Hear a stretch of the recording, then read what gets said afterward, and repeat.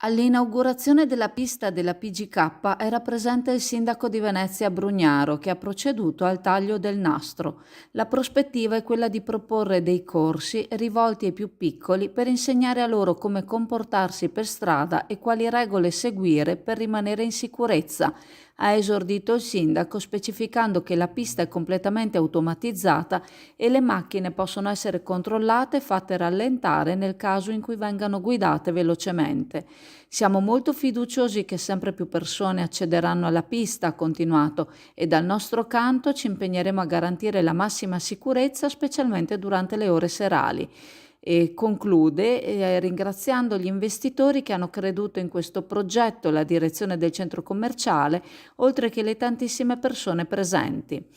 Crediamo che il rilancio di Venezia parta dalle attività che valorizzano il territorio e che portano valore aggiunto per un futuro più prossimo.